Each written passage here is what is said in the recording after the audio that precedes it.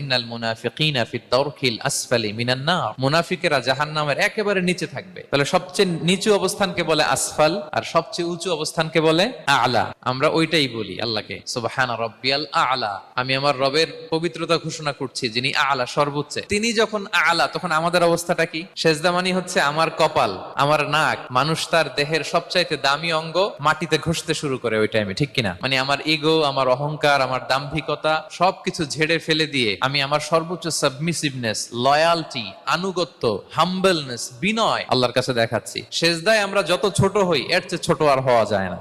সেজদায় আমরা যতটা বিনয়ী হই, একটা মানুষ এর চেয়ে বিনয়ী আর হতে পারে না। এই তো নামাজ শুরু করলাম, আল্লাহু আকবার, এরপর রুকুতে জাস্ট বো ডাউন আর হেড, মাথা একটু ঝুঁকালাম, আর সেজদায় একেবারে মাথাটারে মাটিতে মিলিয়ে দিলাম। তার মানে আমি চলে গেলাম আসফালে। আসফাল মানে সবচেয়ে নিচে, আর সবচেয়ে নিচে যে আমি ঘোষণা দিলাম সুবহানা রাব্বিয়াল আ'লা, মানে হে রব, আপনার প্রশংসা, আপনার পবিত্রতা, আপনি আ'লা।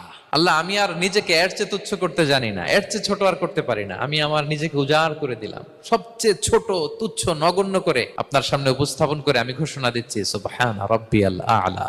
পবিত্রতা সেই রবের যিনি আ'লা, সর্বোচ্চ। সুবহানাল্লাহ পড়ে।